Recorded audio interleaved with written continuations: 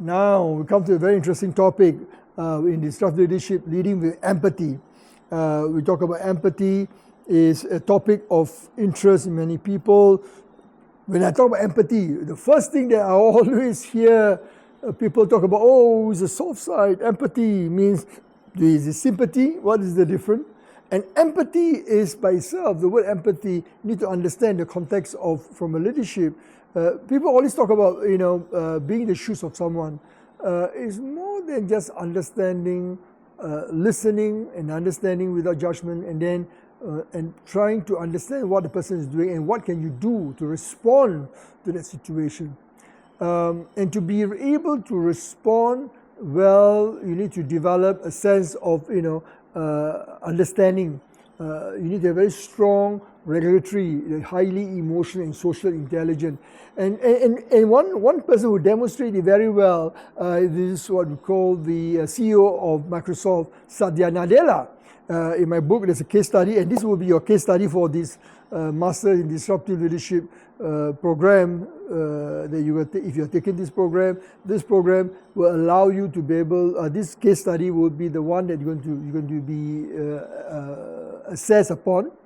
And this is the gentleman, Satya Nadella. He's the third CEO of Microsoft after Bill Gates and Steve Ballmer. He has transformed phenomenal Microsoft in 2014 to be where he is today. If you look at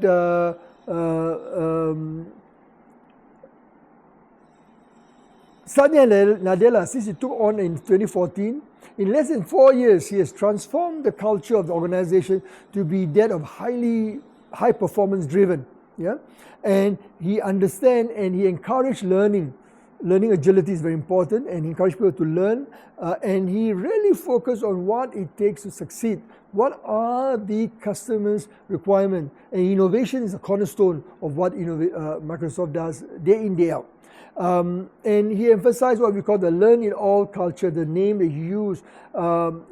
Instead of just the old historical know it all, in the old leadership, Bill Gates, Steve Ballmer, he talked about learn, unlearn, relearn, learn it all, understand, especially work with your customers. And he demonstrated what we call the ontological humility. Now, what I mean by ontological humility is, in every sense, being humble, the way you speak, the way you do, the way you communicate, everything you do demonstrate humility. And there was an incident in his, in a book called Hit Refresh that he talked about the mistake that he did, in terms of misspoke about women in leadership. And then he apologized profusely and acknowledged that it was a mistake, and then move on. And he took it upon himself and publicly apologized. Although it's a small matter, but he wants to demonstrate the importance of being humble and to acknowledge and to take ownership of the mistake. And this is something that he encouraged his team.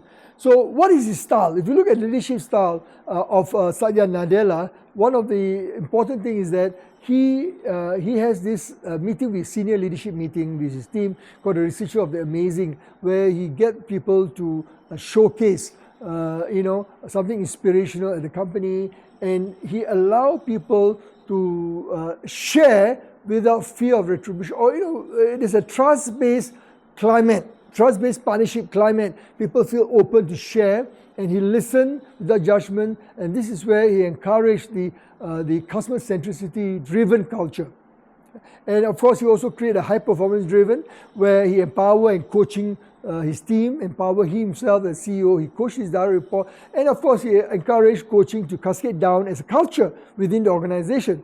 And lastly, his inclusive style of leadership has been proven to be, it results in a very successful organization you can see in terms of solution. So let me just sum up in this case study. So what would be important is that, can you pause? So that